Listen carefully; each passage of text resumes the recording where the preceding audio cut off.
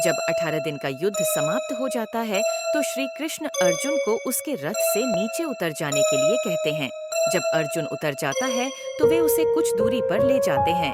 तब वे हनुमान जी को रथ के ध्वज से उतर आने का संकेत करते हैं। जैसे ही श्री हनुमान उस रथ से उतरते हैं, अर्जुन के रथ के अश्व जीवित ही जल जाते हैं और रथ में विस्फोट हो जाता है। ये देखकर अर्जुन दहल उठता है।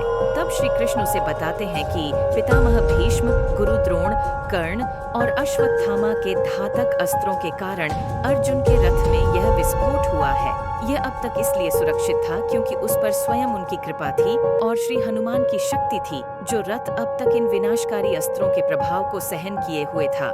महाभारत के युद्ध के पश्चात सांत्वना देने के उद्देश्य से भगवान श्री कृष्णचंद्र जी गांधारी के पास गए। गांधारी अपने 100 पुत्रों के मृत्यु के शोक में अत्यंत व्याकुल थी।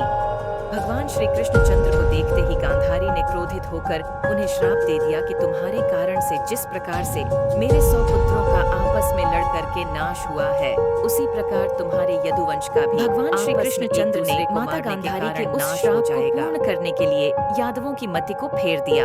एक दिन अहंकार के वश में आकर कुछ यदुवंशी बालकों ने दुर्वासा ऋषि का अपमान कर दिया।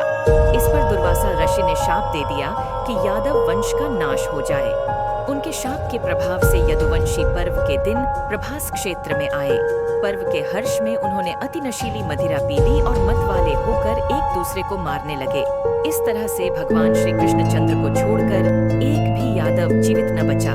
इस घटना के बाद भगवान श्री कृष्णचंद्र महाप्रयाण करके स्वधाम चले जाने के विचार से सोमनाथ के पास वन में एक पीपल के वृक्ष के नीचे बैठकर ध्यानस्थ हो गए। जरा नामक एक पहेलिये ने भूलवश उन्हें हिरण समझकर विषयुक्त बाण चला दिया, जो कि उनके पैर के तलु